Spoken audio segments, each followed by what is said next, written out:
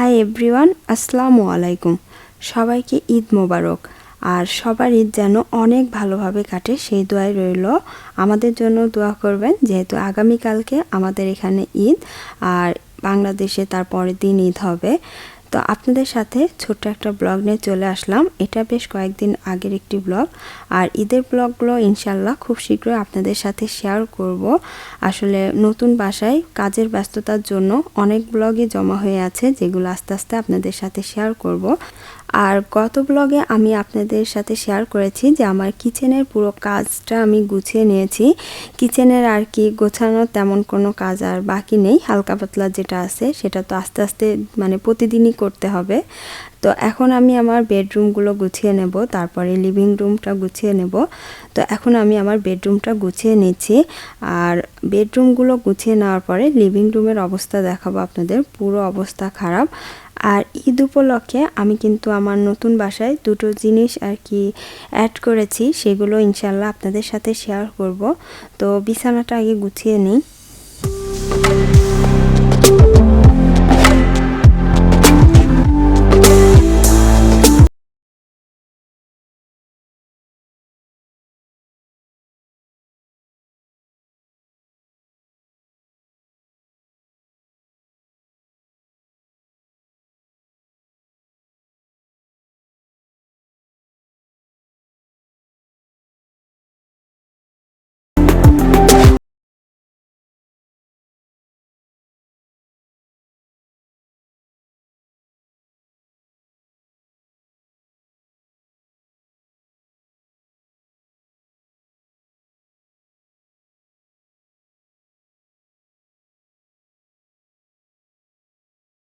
তো আমার বেডরুমের বিছানো গোছানো কমপ্লিট। আর এই যে জায়গায় জায়গায় কিন্তু অনেক কার্টুন, তারপর আমার বেশ কিছু বিউটি বক্স এখনও জমা আছে। তো এগুলো আমি আস্তে আস্তে করে নেব। মোটামুটি আর কি যতটুকু গুছিয়ে নেওয়া যায় আমি গুছিয়ে নিয়েছি। আর আমার এই যে এসির যে ওয়ালটা সেটা কিন্তু এখনও পেন্ট করা হয়নি। পেন্ট করা হয়নি বলতে এখানে উইন্ডো এসির আর কি পয়েন্ট ছিল, তো আমরা স্প্লিট এসি লাগিয়েছি। যেহেতু উইন্ডো এসিগুলো অনেক বেশি আওয়াজ হয়, এক প্রকার মাথা ধরে যায়, এজন্য আর কি স্প্লিট এসি লাগানোর জন্য ওখানে হচ্ছে উইন্ডো যে পয়েন্টটা সেটা আর কি বন্ধ করে দিয়েছি। তো ওই সাইডে এখনও আর কি পেন্ট করা হয়নি। আর এই সাইডটা আমরা হচ্ছে বেডের এই পাশটা ওয়ালপেপার লাগিয়েছি। তো এই পাশটা যদি আমি খাটটা ঘুরিয়ে নিই তো পশ্চিম দিকে আর কি পা হয়, মানে পা দিয়ে ঘুমানো হবে, তো যার জন্য আমি খাটটা এইভাবেই রাখলাম। আর বেডের আর কি বাম সাইডের যে ওয়ালটা সেই ওয়ালটাতে আমি হচ্ছে ওয়ালপেপার লাগিয়েছি। তো এখন যাচ্ছি যারা রুমে, আর আমি দুই বেডরুমেই একটা ওয়ালে আর কি ওয়ালপেপার লাগিয়েছি। তো যারা বেডরুমে পারফেক্টভাবে লাগানো হয়েছে, যেহেতু যারার বেডরুমে যে পাশটাতে খাট আছে খাটের বোর্ডের পিছনের সাইডটা আর কি ওয়ালপেপার লাগানো।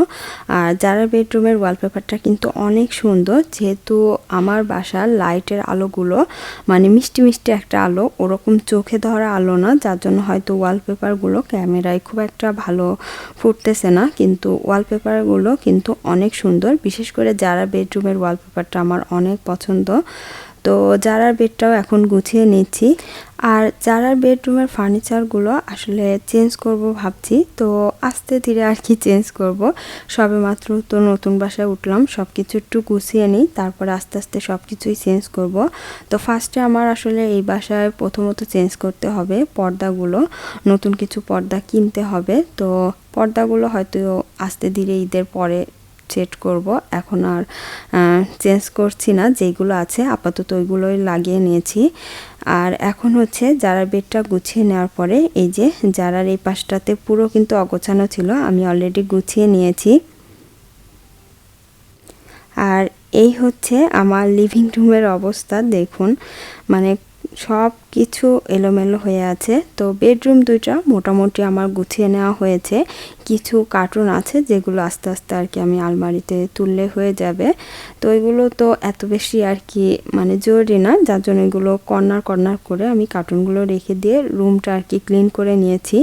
আর এই যে এই পাশে যে কার্টুনগুলো দেখতে পাচ্ছেন এগুলো আর কি বাংলাদেশে যাওয়ার জন্য নেওয়া হয়েছিল। তো এইগুলো তো আগে আমাদের স্টোর রুমে ছিল, তো এখানে যেহেতু স্টোর নেই সেহেতু যারা রুমের এক কর্নারে আমি কিছু কার্টুন রেখেছি আর কিছু বারান্দায় রেখেছি। তো কাজের ফাঁকে এসে দেখি আমার সাদ বাবা ঘুমিয়ে গিয়েছে। আসলে মারা যখন কাজে ব্যস্ত থাকে বাচ্চাগুলো খুবই অবস্থা খারাপ হয়, ওইভাবে ওদের খাওয়া ঘুম কোনো কিছুই টাইম মতো হয় না। তো আজকে আসলে কয়েকদিন ধরে এই বাসার ব্যস্ততা কাজের জন্য বাচ্চাগুলোরকেও ওইভাবে খেয়াল করতে পারি নাই। তো এইদিকে এসে দেখি আমার মেয়েও একটু ঝাড়ু দিচ্ছে। তো এই তো মোটামুটি কিন্তু আমি সোফা রুমটাও গুছিয়ে নিয়েছি, হয়তো আপনারা কিছুটা হলেও বুঝতে পারছেন। একদম আমি পুরো ক্লিন করে নিয়েছি, মানে যতটুকু সম্ভব হচ্ছে কার্টুনগুলো আমি যারা রুমে কিছু রেখেছি, কিছু বারান্দায় রেখে যে বক্সগুলো আর কি করা ছিল সেগুলো রেখে সোফাগুলো সুন্দরভাবে গুছিয়ে নিয়েছি। আর আরও কিছু ভারী ভারী কার্টুন আছে যেগুলো আমি যে এইখানে আমি আর যারা আর কি ধাক্কা দিয়ে এই কর্নারটা রেখে দিয়েছি, পরে যারা বাবা আসলে আর কি এগুলো বারান্দায় রাখবো।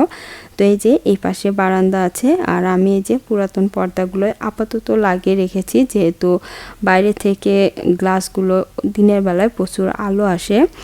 আসলে বাসা চেঞ্জ করলে অনেক কিছুই কিন্তু বাতিল করতে হয়, আবার অনেক কিছুই নতুনভাবে কিনতে হয়। তো আমার নতুন বাসায় অনেক কিছুই কেনার আছে এবং কেনার বাকি আছে, যেগুলো আর কি আস্তে আস্তে আমরা কিনবো, আর ইনশাল্লাহ সেগুলো আপনাদের সাথে শেয়ার করব।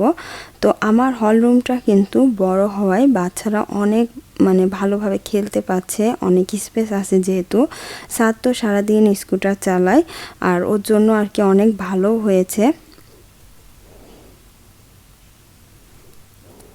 তো নতুন বাসার জন্য শোকেস আনলাম, আর এই শোকেসটা কিন্তু বেশ বড় সাইজের, ফোল্ডিং যে শোকেসগুলো আমাদের দেশে সেরকম স্টাইলের। তো এই শোকেসটা আনলাম। আসলে আমাদের আগের যে বাসা ছিল সেটা তো ছোট ছিল, ছোট থাকার জন্য অনেক জিনিস মন চাইলেও আর কি কিনতে পারি নাই কিংবা আনতে পারি নাই, যে রাখবো কোথায়, জায়গা কোথায়।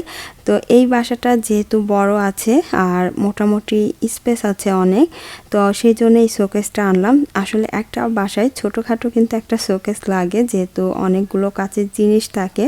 তো শোকেসটা এখন আমি হচ্ছে ক্লিন করে নিচ্ছি, ভিতরে যেহেতু অনেক ধুলা পড়েছিল। তো শোকেসটা আমি একটু মুছে তারপরে আর কি আমার যে কাচের জিনিসগুলো আছে সেগুলো আমি রাখবো। তো এই পাশে আমি সব কিছু বের করে নিয়েছি, আরও কিছু কাচের জিনিস আছে সেগুলো এখন শোকেসে সাজাবো। ঈদের আগে আর কি ঘরটাকে একটু গুছিয়ে নেওয়ার চেষ্টা করছি।